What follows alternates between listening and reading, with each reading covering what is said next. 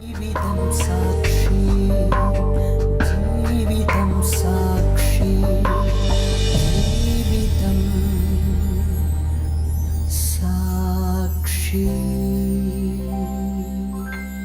എൻ്റെ ഉണ്ണിക്ക് അവിടെ പോയാൽ തൗരം കിട്ടില്ല എന്ന് ശരി ഏട്ടാ കുഴപ്പമില്ല എന്തായാലും ഇരുന്നോട്ടെ എന്ന് പറഞ്ഞ് ഞാൻ പറയുകയും ചെയ്തു, ഞങ്ങളുടെ അടുത്ത് പറയുകയും ചെയ്തു. പിന്നെ അവൻ എൻ്റെ പറഞ്ഞുകൊണ്ട് ഏട്ടൻ്റെ അടുത്ത് അവർ നിന്നില്ല. അതായത് ഇവരുടെ കല്യാണം കഴിക്കണത് അവന് ഇഷ്ടമല്ല. ഞങ്ങളുടെ വീട്ടിന്റെ അവിടെ പോയിട്ട് ഇവര് അവനെയും കൂട്ടിയിട്ട് വരാൻ പറഞ്ഞിട്ടാണ് പോയത്. അവനെയും കൂട്ടിയിട്ട് വരാമെന്ന് പറഞ്ഞിട്ട് പോയിട്ട് അവിടെ പോയി ഇവര് വന്ന ഏട്ടനും വന്ന മോഹൻ പറഞ്ഞ ഏട്ടനാണ്. ആ ഏട്ടനും ഇവരും കൂട്ടാണ് ബൈക്കിൽ ഇരുന്നിട്ട് പോയത്. മഹേന്ദ്ര സെൻട്രോയ വണ്ടി, ഇവരുടെ വണ്ടി. അതിലിരുന്നിട്ടാണ് ഇവർ രണ്ടുപേരും കൂടി പോയത്. അവിടെ പോയിരുന്ന ഏട്ടൻ്റെ വീട്ടിൻ്റെ അവിടെ എത്തത് ഇവര് ബൈക്കിനെ അവിടെ മറിച്ചിട്ടിട്ട് ഇവർ അവിടെ കടന്നു വീണു ഉരുണ്ടു പറഞ്ഞു. അങ്ങനെ കുറെ നെഞ്ചത്തും വയത്തും തല്ലി വായിക്കൂടെ പതിയൊക്കെ വരുന്നു എന്ന് പറഞ്ഞിട്ട് പറഞ്ഞു. ഇവരുടെ എന്റെ വലിയങ്ങളെയും ഇവര് ഇന്നതാണ് പറയണതൊന്നുമില്ല. എന്റെ വലിയകള് പച്ചയ്ക്ക് പറയുകയാണെങ്കിൽ എനിക്കിവിടെ പറയാൻ ബുദ്ധിമുട്ടുണ്ട്. പച്ചക്കടക്കം എന്റെ വലിയങ്ങളിൽ കുറെ ഇവര് പറഞ്ഞിട്ടുണ്ട്. എന്നിട്ട് അവൻ പറഞ്ഞിട്ടുണ്ട്, അവൻ റെക്കോർഡ് ചെയ്തുകൊണ്ട് കാണിച്ചു, നിന്റെ കെട്ടിയവൻ പറയണത് നോക്കടി, ഞാൻ എന്താണ്ട് നിന്റെ കെട്ടിയവന് ചെയ്യേണ്ടത് പറയണത് നോക്കടി പറഞ്ഞു. അവൻ തല്ലാൻ വന്നു, അവൻ എന്നെ തല്ലാൻ വന്നു. നോക്ക്, നീ നിന്റെ കെട്ടിയവൻ പറയണ നിന്റെ പ്രവർത്തി, നീ എന്താ ഇത് ചെയ്യണത് നോക്ക്, നോക്ക് എന്ന് പറഞ്ഞിട്ട് അവൻ പറയും തല്ലാനടക്കം എന്നെ വന്നു. എന്നിട്ട് നിനക്ക് കെട്ടിയവൻ വേണോ അല്ലേ വേണ്ടയോ, എന്താ നീ തീരുമാനം ഉണ്ടായിക്കോ എന്ന് പറഞ്ഞു. രണ്ടു കൂട്ടരുടെയും ബന്ധുക്കൾ വന്നിട്ടുണ്ട് സാർ. അമ്മ പേര് പറഞ്ഞേ? തങ്കമ്മ. രാജേഷ്. സുരേഷിന്റെ ഇളയനി. താങ്കളുടെ പേര്? ശശി. എന്റെ അച്ഛൻ. അച്ഛൻ പേരാണ് കിട്ടുണ്ണി. അത് അമ്മായിന്റെ മകൻ, എന്റെ അമ്മായിന്റെ മകൻ. അമ്മായിയുടെ മകൻ പേര് മോഹൻദാസ്. ഇപ്പൊ ഈ കുട്ടി അവരുടെ ഭാഗത്തുനിന്ന് പറയുന്നതെന്ന് വെച്ച് കഴിഞ്ഞാൽ അദ്ദേഹത്തിന്റെ ഈ എന്താ പറയുന്നത് ഒരു ക്ഷമയില്ലായ്മയാണ് പ്രധാനമായിട്ട് കാര്യം. നന്നായിട്ട് അധ്വാനിക്കുന്നുണ്ട്, പിന്നെ അല്ലാതെ ധൂർത്തടിച്ച് കളയുന്ന ആളല്ല. പിന്നെ മദ്യപാനമുണ്ട്, മദ്യപിച്ച് പ്രകോപിതനാകുന്നില്ല എന്ന് അദ്ദേഹം പറയുന്നു. പക്ഷെ മദ്യപിച്ചാൽ ഉപദ്രവിക്കുമെന്ന് ഈ കുട്ടി പറയുന്നു. തീർച്ചയായിട്ടും കുറച്ചൊരു ദേഷ്യം കൺട്രോൾ ചെയ്യാൻ പറ്റാത്ത സ്വഭാവമാണ്. വീട്ടിൽ വന്ന് ഒന്നാലും ബഹളം ഉണ്ടാക്കാറുണ്ടോ? ഇങ്ങനെ ഉണ്ടാക്കാറുണ്ട്. ഒരു പ്രാവശ്യം ഉണ്ടാക്കിയതിന്റെ സാക്ഷി പോലീസ് സ്റ്റേഷനിൽ കടന്നു ആത്മഹത്യ ചെയ്യാനെന്നും പറഞ്ഞ് ഓടിയതൊക്കെ അല്ലേ? സാക്ഷി ഇയാള് ഒരാഴ്ച കാലാക്കാൻ പറ്റില്ല, ചവിട്ടിയിട്ട് റോഡിൽ കിടന്ന് ചവിട്ടിയിട്ട് ഇയാള് ഒരാഴ്ച ഇയാൾ കാലാക്കാൻ പറ്റില്ല, പണിക്ക് പോകാൻ പറ്റില്ല. അദ്ദേഹത്തെ അടിച്ചോ? അത് ചവിട്ടി പറഞ്ഞ റോട്ടിൽ കിടന്ന് പടഞ്ഞു, പറഞ്ഞ് ഉരുളുക.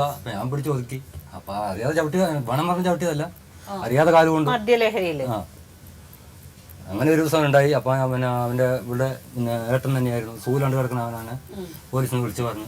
സ്ഥിരമായിട്ട് മദ്യപിച്ച് വന്ന് സ്ഥിരമായിട്ട് 3-4 പ്രാവശ്യം ഉണ്ടായിട്ടുണ്ട്. 3-4 പ്രാവശ്യം ഉണ്ടായിട്ടുള്ളൂ. അങ്ങനെ സ്ഥിരം മദ്യപിച്ച് വന്ന് ബഹളം ഉണ്ടാക്കുന്ന ഒരാളല്ല. പക്ഷെ ചെറിയ കാരണങ്ങള് അദ്ദേഹത്തിനെ കൂടുതൽ പ്രകോപിതനാക്കുന്നുണ്ട്. അതാണ് വളരെ സെൻസിറ്റീവ് ആണ്. ചെറുപ്പം പോലെ സ്വഭാവം എങ്ങനെയാണോ? ഇല്ല സാർ, എന്റെ മകനൊരു പാവമാണ്. ഈ പെൺകുട്ടി കെട്ടിയ അവിടെ നിങ്ങടാണ്. ഈ കുട്ടി പലതും പറഞ്ഞ് ദ്രോഹിക്കുന്നു സാറേ. അല്ലാണ്ട് എന്റെ മകൻ ഒന്നിനും പോണില്ല, മുടിക്കില്ല. അപ്പോഴും ഈ സെൻട്രിങ്ങിന് പോയി പറഞ്ഞ ഒരു ഗ്ലാസ് അവർ കൊടുത്തതല്ലാണ്ട് പിന്നെ സാധാരണ കുടിക്കുകയില്ല സാറേ. ആ കുട്ടിക്ക് മാനസികമായിട്ട് ഏറ്റവും കൂടുതൽ പ്രയാസം, നിങ്ങളുടെ ഭർത്താവിനെ കുറിച്ച് ഒരു അഭിപ്രായ വ്യത്യാസങ്ങളൊന്നുമില്ല, അനിയനെക്കുറിച്ചും ഒരു അഭിപ്രായ വ്യത്യാസമില്ല, ഒന്നുമില്ല. അവർക്ക് മാനസികമായിട്ട് ആരും ഇല്ലാതിരിക്കുന്ന സമയത്ത് നിങ്ങൾ അവരെ സൂക്കേടുകാരിയാണെന്ന് പറഞ്ഞ് വേദനിപ്പിക്കുന്നു എന്നുള്ള ഒരു വിഷമമാണ് ഏറ്റവും കൂടുതൽ. അങ്ങനെയൊന്നുമില്ല മാഡം, എന്റെ കൂടെ ഇരിക്കണം, അങ്ങോട്ട് തിരിഞ്ഞു നോക്കാറേ ഇല്ല ഞങ്ങള്. അവരായി അവരുടെ കുടുംബമായി ലാസ്റ്റ് ഉണ്ടായ ഒരു ചെറിയ പ്രശ്നമാണ്. അതിനെന്താ സംഭവം തന്നെ ഞങ്ങൾക്ക് അറിയില്ല. ഇവര് ഓടി പാഞ്ഞ് വന്നുകൊണ്ട് വീട്ടിൽ വന്ന് എല്ലാത്തിനും ഞാൻ കേസ് കൊടുക്കും, എല്ലാത്തിനും ജയിലിൽ അടയ്ക്കും പറഞ്ഞപ്പോഴാണ് ഞാൻ പോയി ഇവനെ ചീത്ത പറഞ്ഞത്. കാരണം എന്താ പറഞ്ഞാൽ അവരെ ചീത്ത പറയാനില്ല, എന്നിട്ട് ഞാൻ ഇവരെ ചീത്ത പറഞ്ഞു അല്ലേ. അതിന്റെ സംഭവത്തിലാണ് ഇവര് പണങ്ങി പോയിരിക്കുന്നത്. അതെന്താ സംഭവം തന്നെ എനിക്കറിയില്ല. ഇതേപോലെ തന്നെ ഇവരെ യോജിപ്പിച്ചു വിടാൻ വേണ്ടിയിട്ട് ഞങ്ങൾ 3 പേരാണ്, പെങ്ങന്മാരുടെ ഭർത്താക്കന്മാർ. അവർ 3 പേര് ഇങ്ങനെ കല്യാണം കഴിയും, ഇയാൾ 2 കൊല്ലം കഴിയും, ഗൾഫിൽ പോയിട്ട് വരും, പിന്നെ അത് കഴിയും പോകും. അപ്പൊ ഇവര് ഭാര്യയും ഭർത്താവും തമ്മിലുള്ള വിഷയങ്ങളാണ്. നിങ്ങൾ ശ്രമിച്ചല്ലോ യോജിപ്പിക്കാൻ. അല്ല, ഞങ്ങൾ തടസ്സമായി നിൽക്കുന്നത് ഒരു മാഡത്തിനോട് പറയാം. അതായത് ഞങ്ങള് യോജിപ്പിക്കുക എന്ന് പറഞ്ഞാൽ ഞങ്ങൾ അളിയന്മാർ നിലയ്ക്ക് ഞങ്ങൾ പോയി അവരുടെ വീട്ടിൽ പോന്ന് അച്ഛനും അവരുടെ അടുത്ത് പോയി പറഞ്ഞ് അങ്ങോട്ട് കൊണ്ടുണ്ടെങ്കിൽ ഇവന്റെ ഭാഗത്ത് തെറ്റുണ്ടെങ്കിൽ ചീത്ത പറഞ്ഞ് അവരെയും രണ്ടാളെയും 10 ദിവസം കഴിഞ്ഞ് വിളിച്ച് വന്ന് ഇരുന്ന് പിന്നെയും 1 മാസമോ 1.5 മാസമോ 2 മാസമോ കഴിയും. പക്ഷെ ഇവര് തമ്മിൽ ഭാര്യയും ഭർത്താവും തമ്മിൽ എന്താണ് വിഷയം എന്നുള്ളത് നമ്മൾക്കറിയില്ല. എന്നാൽ ജനങ്ങളുടെ മുമ്പിൽ ഒരു വഴക്കുണ്ട്. അത് എന്താണ് എന്നുള്ളത് ആർക്കും ഇതുവരെ അറിയില്ല. അതാണ് എനിക്ക് കൂടിയുള്ള സത്യം. അത് കഴിഞ്ഞിപ്പോ ഈ ഇടഞ്ഞുപോക്ക് ഉണ്ടായത് ഞാൻ പറയുന്നില്ല, അതിവിടെ 1-9 വട്ടം പറഞ്ഞിട്ടുണ്ടാവാം. അതാണ് ഉണ്ടായത്. പക്ഷെ അങ്ങനെ ഉണ്ടെങ്കിൽ കൂടി വിജയകുമാരിക്ക് ഒരു കാര്യം ചെയ്യാം. എന്ത് ചെയ്യായിരുന്നു, അവിടെ ചെറിയച്ചന്മാരുടെ അടുത്തുണ്ട്, നേരം വെളുക്കുന്ന വരെ നിൽക്കുക, അല്ലെങ്കിൽ അവിടെ അയൽവാസികളായ ആൾക്കാരിനെ കൂട്ടാം, അല്ലെങ്കിൽ ചെറിയച്ചന്മാരത് പറഞ്ഞിട്ട് വരും. ഇവർ അങ്ങനെ ആരും അതിക്രമിച്ചല്ലേ, രാജേഷ് അവിടെ ഉണ്ട്, അതിന് ക്ഷമയും വേണം ആൾക്ക്. ഇയാൾക്കും വേണം ക്ഷമ, അയാൾക്കും വേണം ക്ഷമ. നിങ്ങൾ അച്ഛൻ ഈ കുട്ടീനെ വളരെ ചെല്ലക്കുട്ടിയായിട്ടാണ് വളർത്തിയിരിക്കുന്നത്. അത് ശരിയാണ് സാറേ. എനിക്ക് ആകെ ഒരു മകളേ ഉള്ളൂ. അതെ, ആൺകുട്ടികളൊന്നുമില്ലേ? ആൺകുട്ടികളൊന്നുമില്ലേ നിങ്ങൾക്ക്? അല്ല, സ്വഭാവം മോശമാക്കി ഞാൻ വളർത്തണോ? വേണ്ട. എന്റെ 2 എണ്ണം പോയി. അല്ല, നിങ്ങളുടെ ഒരു മകൻ ഇപ്പൊ അവിടെ ഇല്ല എന്നൊക്കെ പറഞ്ഞു കേട്ട് വേറെ പൊക്കോളാൻ പറഞ്ഞു. എന്തുകൊണ്ട്? ഞാനായിട്ട് പൊക്കോളാൻ. എന്തുകൊണ്ടെന്ന് പറഞ്ഞാൽ പറഞ്ഞു തരാം. ഈ കുട്ടിയുടെ കല്യാണം നാളെ, അല്ല നിശ്ചയദാർത്ഥം നാളെ, മനസ്സിലായിട്ടുണ്ടോ? അവന്റെ ഭാര്യയുടെ വീട്ടിൽ അവന്റെ കൂട്ടുകാരുടെ കല്യാണം എന്ന് പറഞ്ഞിട്ട് ഇട്ടിട്ട് പോകാൻ പാടുണ്ടോ? പോയിട്ട് ഒരാഴ്ച കഴിഞ്ഞ് വരാൻ പാടുണ്ടോ? എനിക്കത് ഇഷ്ടപ്പെട്ടില്ല, അതുകൊണ്ട് പുറത്തു പോകാൻ പറഞ്ഞു. ഒരച്ഛൻ ജനിച്ചവനാണ് നീ പുറത്ത് പോകണമെന്ന് പറഞ്ഞാൽ എന്റെ മകനെ അല്ല, ഞങ്ങളിപ്പോ അതിലേക്ക് പോകുന്നില്ല. ചോദിച്ചതിന് മറുപടി പറയാം. അതെന്താന്ന് വെച്ച് കഴിഞ്ഞാല് അങ്ങനെ ഒരു സംഭവിക്കണമെങ്കിൽ അതിന് മുൻപ് ഒരുപാട് കാര്യങ്ങൾ ഉണ്ടായിട്ടുണ്ടായിരിക്കണം. ഞങ്ങൾ പോകുന്നില്ല. അതിന്റെ മുൻപ് ഉണ്ടായിട്ടുണ്ട്. അല്ല, മുമ്പ് എന്റെ മകനായിട്ട് ഒരു പ്രശ്നം ഉണ്ടായിട്ടില്ല. ഇതിപ്പോ ഇവര് തങ്ങളിൽ യോജിച്ച് ജീവിക്കണം എന്നുള്ള അഭിപ്രായം ഉണ്ടോ? എനിക്കില്ല. ഇല്ല. അപ്പൊ ആ അഭിപ്രായമാണ് ആ കുട്ടിയുടെ അഭിപ്രായമായിട്ട് ഇപ്പൊ ഒരിക്കലും അല്ല. അച്ഛൻ പറഞ്ഞത് കൊണ്ടല്ല ഞാൻ പറയണത്. അയാളെ സംബന്ധിച്ച് അയാൾക്ക് നല്ല വിദഗ്ധമായ ഒരു കൗൺസിലിംഗ് ആവശ്യമുണ്ട് എന്നുള്ളത് ശരിയാണ്.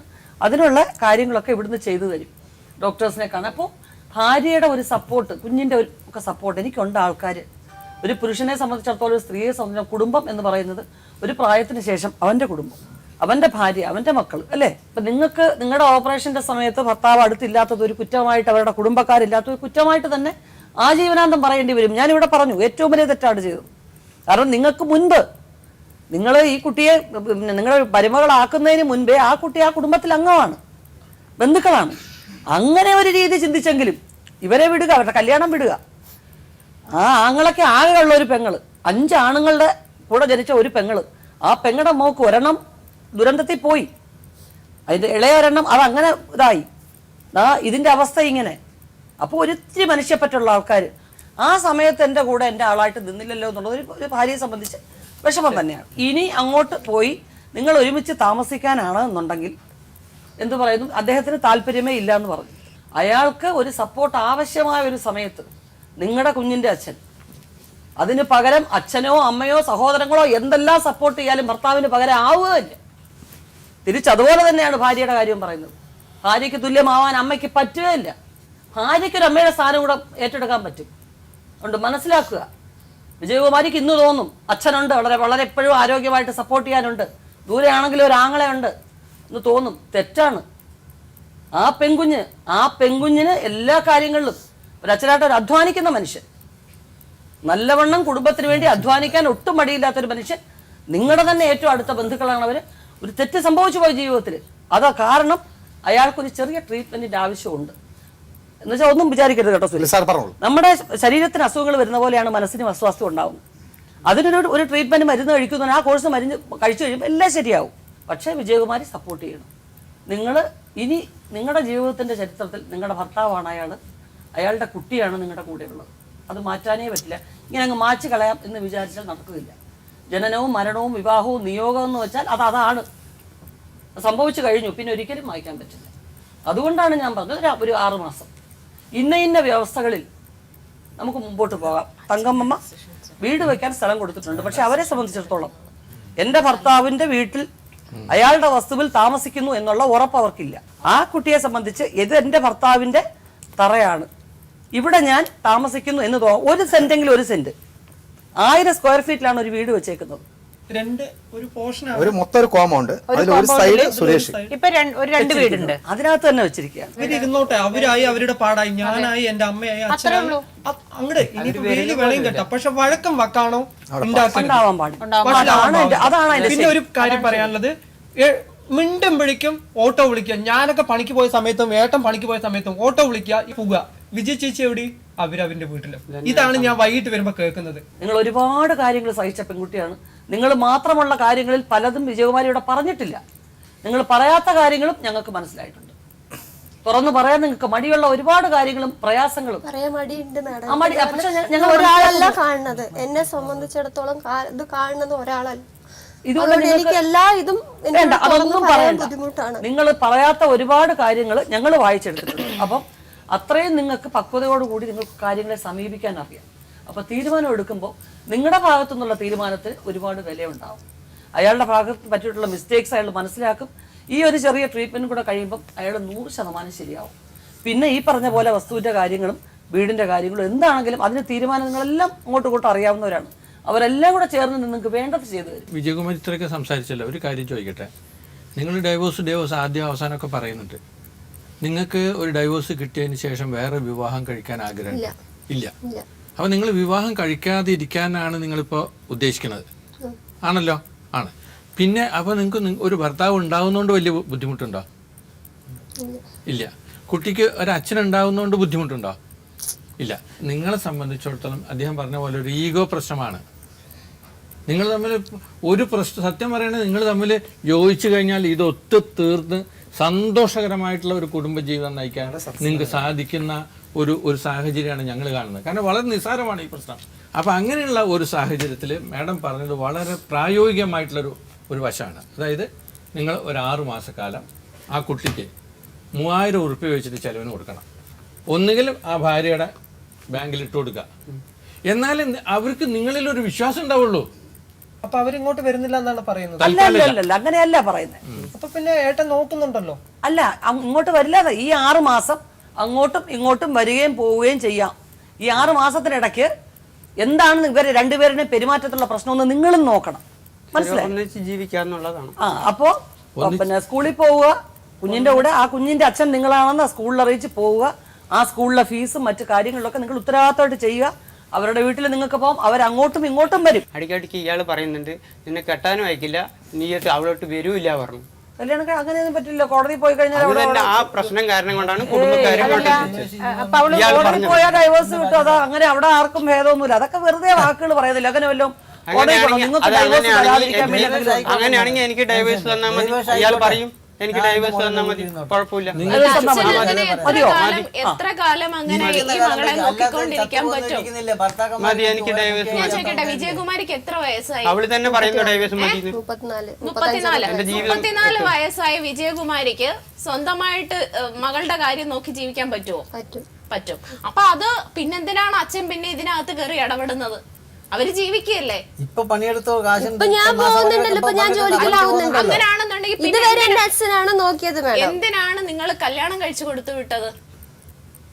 എന്തിനാ കല്യാണം കഴിച്ചു കൊടുത്തു പറയും? ഇവര് നോക്കാന്ന് പറഞ്ഞിട്ട്, പക്ഷെ ഇങ്ങനെയൊന്നും വരുന്നു പറഞ്ഞിട്ടല്ലല്ലോ. ഇവരെന്നെ പറഞ്ഞു. ഇപ്പോഴത്തെ അയാളുടെ മെന്റൽ അയാള് ആകെപ്പാടെ മാനസികമായിട്ട് താളം തെറ്റി നിൽക്കുന്ന ഒരവസ്ഥ.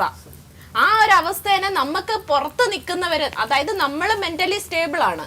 അപ്പൊ നമുക്ക് വേണം അവർക്കൊരു സപ്പോർട്ട് കൊടുക്കാൻ. ഒരു ബാക്ക് സപ്പോർട്ട് എന്ന് പറയുന്നത് നമ്മളാണ്. അത് നമ്മൾ ചെയ്തു കൊടുക്കണം. ഇപ്പൊ ഷീന, ഈ അദ്ദേഹമാണിപ്പം അതാണ് വിജയവാനി. നിങ്ങൾ ആരെ സപ്പോർട്ട് ചെയ്യണ്ട? നിങ്ങൾ ഓരോ മനുഷ്യരെ മനസ്സിലാക്കാത്ത സാമാന്യ ബുദ്ധി ഞങ്ങൾക്ക് തന്നിട്ടുണ്ട്. താലി പൊട്ടിപ്പോയ താലിയാന്ന് വിജയകുമാരി പറയുന്നുണ്ട്. അത് കെട്ടിയിട്ടാ വിജയകുമാരി ഇവിടെ വന്നിരിക്കുന്നത്. സിന്ദൂരം ഇട്ടിട്ടുണ്ട്. ഇതിൽ നിന്നൊക്കെ നമ്മളെ പോലെയുള്ളവരെ അസസ് ചെയ്യാൻ പറ്റും. നിങ്ങളുടെ മനസ്സിൽ ഇപ്പോഴും ഇയാളുണ്ട്. പക്ഷേ ഇദ്ദേഹത്തിന്റെ പ്രഷർ നിങ്ങളുടെ പിന്നില് നന്നായിട്ട് ഉണ്ട്. ഞങ്ങൾക്ക് മനസ്സിലാക്കാൻ പറ്റും. ഇത് ഈ പ്രോഗ്രാം കാണുന്ന എല്ലാവർക്കും മനസ്സിലാവും. സകല ആൾക്കാർക്ക് മനസ്സിലാവും. എന്താ ഭർത്താവ് മരിച്ചിട്ട് ജീവിക്കുന്നത്? ഇതാണോ ഒരച്ഛൻ പറയുന്നത്? നിങ്ങൾ എന്തിനു കല്യാണം കഴിച്ചു കൊടുത്തു? പെണ്ണിനെ നിങ്ങൾ എന്തിനു കല്യാണം കഴിച്ചു കൊടുത്തു? നന്നായിരിക്കും. നിങ്ങൾക്ക് ഡൈവോഴ്സ് വേണം, ആയിക്കോട്ടെ. നിങ്ങൾ കുട്ടിയെ കൊടുക്കാൻ തയ്യാറുണ്ടോ? അയാളുടെ കുട്ടിയല്ലേ, കൊടുക്കാൻ നിങ്ങൾ തയ്യാറുണ്ടോ? നിങ്ങൾ മിണ്ടായിരിക്കും. നിങ്ങൾ കോടതിയാവല്ലേ? കോടതിയാ ചോദിക്കുന്നത്. വിജി തയ്യാറുണ്ടോ? കുട്ടി എന്താ തയ്യാറില്ലാത്ത? അയാൾക്ക് അവകാശപ്പെട്ട കുട്ടിയല്ലേ. അപ്പൊ കുട്ടിയെ അച്ഛനിൽ നിന്ന് പിരിക്കാൻ നിങ്ങൾക്ക് എന്താ അവകാശമുണ്ട്? നിങ്ങൾക്ക് നിങ്ങളുടെ ജീവിതത്തെ കുറിച്ച് ഡിസൈൻ ചെയ്യുന്നില്ലല്ലോ. അവർക്ക് അവരുടെ മകളെ കാണാലോ. ഞാൻ കാണണ്ടെന്ന് പറഞ്ഞിട്ടില്ലല്ലോ. അവർക്ക് അവരുടെ കുട്ടിനെ കാണാലോ. എങ്ങനെ കാണും? എപ്പോ വേണേലും എങ്ങനെ കാണും? നിങ്ങൾ പറയൂ എങ്ങനെ കാണും? അങ്ങയുടെ കുട്ടീനെ എങ്ങനെ കാണും? ഈ അച്ഛനെ നിങ്ങളെ പിരിയാൻ പറ്റില്ല. അതുപോലെ തന്നെയല്ല ഈ അച്ഛൻ നിങ്ങളുടെ വീട്ടിൽ വന്നോട്ടെ. ഞങ്ങളുടെ വീട്ടിൽ വരണ്ട. പിന്നെ എങ്ങനെ കാണും? നിങ്ങൾ കൊണ്ടു കൊടുക്കുവോ? ഇവര് എവിടെ കാണണമെന്ന് പറഞ്ഞു അവിടെ കൊണ്ട് ഞാൻ കാണിച്ചു കൊടുക്കാം. അങ്ങനെ കാണിച്ചു കൊടുത്തൊരു പാവയെ കാണിച്ചു കൊടുക്കുന്ന പോലെ അല്ലല്ലോ ഒരു അച്ഛൻ കുട്ടിയെ കൊണ്ടു നടക്കുക. നിങ്ങൾക്ക് വേണ്ടിയാണ് ഞാൻ ഇതുവരെ സംസാരിച്ചുകൊണ്ടിരുന്നത്. ഇതുവരെ ഞാൻ സംസാരിച്ചുകൊണ്ട് നിങ്ങൾക്ക് വേണ്ടിയാണ്. നിങ്ങളെ കിട്ടണമെന്നും പറഞ്ഞാണ് അയാളിതാ ഈ 2 മിനിറ്റിന് മുമ്പ് വരെയും നിങ്ങളുടെ കൂടെ ജീവിക്കണമെന്നാണ് അയാൾ പറഞ്ഞുകൊണ്ടിരുന്നത്. പക്ഷെ ഇപ്പൊ അയാൾ പറഞ്ഞു എന്നെ വിട്ടേക്ക്, എനിക്ക് വേണ്ട. എന്നെ വേണ്ടാത്ത സ്ത്രീയോട് എനിക്ക് ജീവിക്കണ്ട. അയാളെ കണ്ടത് നിങ്ങൾ പറയിച്ചു. എനിക്ക് വേണ്ട, ഡൈവേഴ്സ് മതി. നിങ്ങൾ ചെല്ലില്ല എന്ന് പറഞ്ഞാൽ പിന്നെ ഒരു ഭർത്താവ് എന്ത് ചെയ്യും? അപ്പൊ ഇതിപ്പോ ഡൈവേഴ്സ് ഏറ്റവും അടുത്ത ഡേറ്റിൽ മ്യൂച്വൽ കൺസെന്റ് രണ്ടുപേരും കൂടെ ഒന്നിച്ച് യോജിച്ച് തീരുമാനിച്ച് ഡൈവേഴ്സിനായിട്ടുള്ള ഏർപ്പാടുണ്ടാക്കുക. എത്രയും പെട്ടെന്ന് ഈ ബന്ധം അവസാനിപ്പിക്കാൻ കോടതിയിൽ സമീപിക്കുക. ബാക്കി മെയിൻ്റെനൻസും മറ്റു കാര്യങ്ങളും കോടതിയുടെ പ്രൊസീജിയേഴ്സ് അറിയാതെയാണ് ഇവർ സംസാരിച്ചുകൊണ്ടിരിക്കുന്നത്. മനസ്സിലായില്ലേ? മാസങ്ങളും വർഷങ്ങളോളം കോടതി നടന്ന് മെയിൻ്റെനൻസിനും ചെലവിനും അവരവിടുന്ന് വാങ്ങിച്ചെടുക്കട്ടെ. കുട്ടിയെ കാണാനുള്ള അവസരം നിങ്ങൾക്ക് എൻട്രിയുമായിട്ടെങ്കിലും കൊടുത്തല്ലേ സാർ പറ്റുള്ളൂ. കോടതി തീരുമാനിക്കും. അയാൾ കുട്ടിയെ കാണാൻ വേണമെന്ന് പറഞ്ഞാൽ ഇന്റർവ്യൂ കസ്റ്റഡി കൊടുത്തിരിക്കും. കോടതി ഒരു സ്ഥലം തിരിച്ചേക്കുകയും ചെയ്യും. സുരേഷിന്റെ ഭാഗത്ത് എന്തെങ്കിലും ബുദ്ധിമുട്ടായ പ്രശ്നങ്ങൾ സ്കൂള് കളയരുതെന്ന് മാത്രമേ ഉള്ളൂ. കുട്ടിയുടെ സ്കൂള് കളയോ മറ്റൊന്നും ചെയ്യാറില്ല. അത് ശനിയാഴ്ചകളിലോ സൺഡേസിലോ അത് നടക്കുള്ളൂ.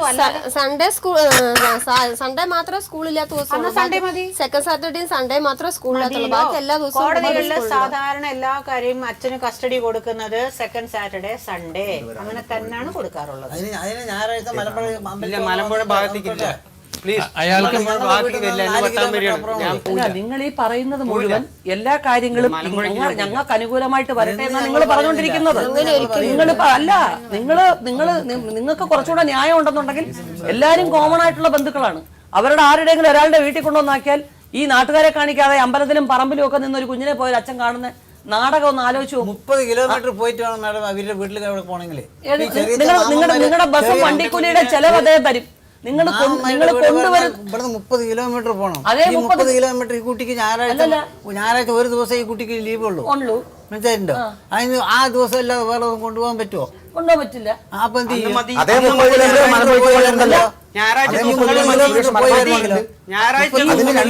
ഇടയിലാണ് ഒരു സംഭവം പറഞ്ഞത്. പെണ്ണുങ്ങളുടെ കാര്യം കൂടുതൽ ചിന്തിക്കണം. കാര്യം കാലത്തെണീറ്റ് കൊച്ചിനെ കൊണ്ട് ഒരു അച്ഛൻ വന്ന് കാണുന്ന അത്ര എളുപ്പമല്ല കുട്ടിയെ റെഡിയാക്കി കാലത്തെറ്റ് ദൂരേക്ക് കൊണ്ടുവരിക എന്നുള്ളത്. അപ്പൊ കുറച്ചുകൂടി കംഫർട്ടബിൾ ആയി അവർക്കുള്ള ഒരു സ്ഥലത്താണ് നമുക്ക് പോകാൻ അത്ര ബുദ്ധിമുട്ടുണ്ടാകും. അതുകൊണ്ടാണ് ഇൻ ബിറ്റ്വീൻ ആയിട്ടുള്ള ഒരു സ്ഥലം പറയുന്നത്. ഞങ്ങൾക്കാണ് അപ്പോഴും കൂടുതൽ. എവിടെ ഏതാ സ്ഥലം? പാലക്കാട് അവിടെ ഏത് സ്ഥലം? മാർക്കറ്റ്. വടക്കന്തറ അമ്പലം. അവിടെ കുറച്ചു നേരം ഇരിക്കാനും പിടിക്കാനും അപ്പൊ അവിടെ തീരുമാനിക്കും. എന്തായാലും രണ്ടുപേരുടെയും കുടുംബങ്ങൾ വന്നു ചർച്ച ചെയ്തു. വിജയകുമാരി തീർച്ചയായിട്ടും മനസ്സുകൊണ്ട് ഒരു വിവാഹമോചനം ആഗ്രഹിക്കുന്നേ ഇല്ല എന്നുള്ളത് ഞങ്ങൾക്ക് എല്ലാവർക്കും അറിയാം.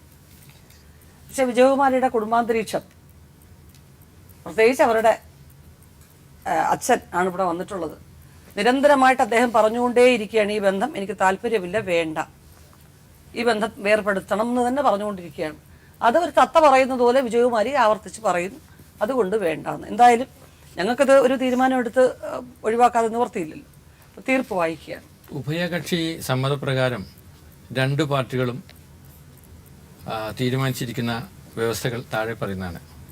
സെക്ഷൻ 13B പ്രകാരം, ഹിന്ദു മാരേജ് ആക്ടിൽ B പ്രകാരമുള്ള ഡൈവോഴ്സിനുള്ള പെറ്റീഷൻ രണ്ടു പേരും ഒപ്പിട്ട് അത് ആ കോടതിയിൽ ഫാമിലി കോർട്ടിൽ, പാലക്കാട് ഫാമിലി കോർട്ടിൽ കൊടുക്കാൻ തീരുമാനിച്ചിരിക്കുന്നു. പെറ്റീഷണറായിട്ടുള്ള സുരേഷ് 3000 ഉറുപ്പ്യ പ്രകാരം മാസം കുട്ടിയുടെ ചിലവിലേക്ക് കൊടുക്കുവാനും ഇത് പ്രകാരം സമ്മതിച്ചിരിക്കുന്നു. കുട്ടിയെ കാണുവാനും താലോലിക്കുവാനും ഒക്കെയുള്ള സൗകര്യത്തിന് വേണ്ടി നിങ്ങൾ പെറ്റീഷർക്ക് പാലക്കാട് വടക്കന്തറ ക്ഷേത്രത്തിൽ 10 മുതൽ 12 മണി വരെയുള്ള സമയത്ത് എല്ലാ ഓൾട്ടർനേറ്റീവ് സൺഡേസ് എന്നുവെച്ചാൽ മാറി മാറി വരുന്ന സൺഡേസിൽ നിങ്ങൾക്ക് അവിടെ പോകാനും കുട്ടിയെ അവിടെ കൊണ്ട് കാണിക്കാനും രണ്ടു കൂട്ടരും സമ്മതിച്ച് ഇതിനാൽ ഈ വ്യവസ്ഥയിൽ ഒപ്പിട്ടിരിക്കുന്നു. ഞങ്ങൾക്ക് ഒത്തിരി വിഷമമുണ്ട് സത്യത്തിൽ. അമിതമായ ക്ഷോഭം അല്ലെങ്കിൽ എല്ലാ കാര്യത്തിലും ഓവറായിട്ടുള്ള ഒരു ആങ്സൈറ്റി ഉള്ള ഒരു മനുഷ്യനാണ് നമ്മുടെ സുരേഷ് എന്നുള്ളത്. കവിഞ്ഞ് കുടുംബസ്നേഹമില്ലാത്ത ഒരാളോ ഒരു ആർഭാടമായിട്ട് ജീവിക്കണമെന്ന് വിചാരിക്കുന്നോ ധൂർത്തടിക്കുന്ന ആളൊന്നുമല്ല. വളരെ ചെറുപ്പം മുതലേ തന്നെ ചില അന്ധവിശ്വാസങ്ങളുടെ ഇടയിലാണ് അയാൾ. വിശ്വാസങ്ങൾ നമുക്ക് ആത്മബലമായിട്ട് മാറണം, അല്ലാതെ അത് അന്ധവിശ്വാസമായിട്ട് നമ്മളെ തന്നെ തകർക്കുന്ന രീതിയിൽ ആകരുത്. ആ ഒരു അടിസ്ഥാനപരമായിട്ടുള്ള കുഴപ്പമാണ് സുരേഷിന് എനിക്ക് തോന്നിയത്. വിജയകുമാരിക്കും സുരേഷിനോട് യാതൊരു ഇഷ്ടക്കേടോ കൂടെ ജീവിക്കേണ്ടെന്നോ ഒന്നുമില്ല. എവിടെയോ സുരേഷിൻ്റെ ഈ ക്ഷോഭം, അടക്കാനാവാത്ത ക്ഷോഭത്തിൻ്റെ പേരിൽ ചില പ്രശ്നങ്ങൾ അത്രയേ ഉള്ളൂ. പക്ഷേ മിസ്റ്റർ കിട്ടുണ്ണി ഇതിനകത്ത് വളരെ ഒരു വലിയ പ്രാധാന്യം അർഹിക്കുന്നുണ്ട്. ഈ കുട്ടിയുടെ ജീവിതത്തിൽ തിരിച്ച് കടന്നു പോകാൻ സമ്മതിക്കാത്ത വണ്ണം ഒരു വലിയ കോട്ടയായിട്ട് നിൽക്കുന്നത് ആ കുട്ടിയുടെ പിതാവ് തന്നെയാണെന്നുള്ളത് കണ്ടുകൊണ്ടിരിക്കുന്ന എല്ലാവർക്കും ഇപ്പോൾ മനസ്സിലായിട്ടുണ്ടാവും. എന്തായാലും ഞങ്ങളുടെ ഇവിടുത്തെ ബഹുമാനപ്പെട്ട കോടതി ഒരു മാക്സിമം നല്ല രീതിയിലുള്ളൊരു തീരുമാനം, ഒരു തീർപ്പ് കൽപ്പിച്ചിട്ടുണ്ട്. അവിടെ പോയി കുഞ്ഞിനെ കാണട്ടെ, ആ കുഞ്ഞിൻ്റെ മനസ്സിൽ അച്ഛനെക്കുറിച്ചുള്ള നല്ല സ്മരണകളും നല്ല കാര്യങ്ങളും ഉണ്ടാവട്ടെ. നാളെ അതിന് അറിവ് വരുമ്പോൾ അതിന് മനസ്സിലാക്കും എവിടെയാണ് പ്രശ്നങ്ങൾ ഉണ്ടായിരുന്നെന്നുള്ളത് ആ കുട്ടി മനസ്സിലാക്കും. ആശംസിക്കാം. വീണ്ടും കാണാൻ ജീവിതം സാക്ഷിയിലൂടെ. നമസ്കാരം.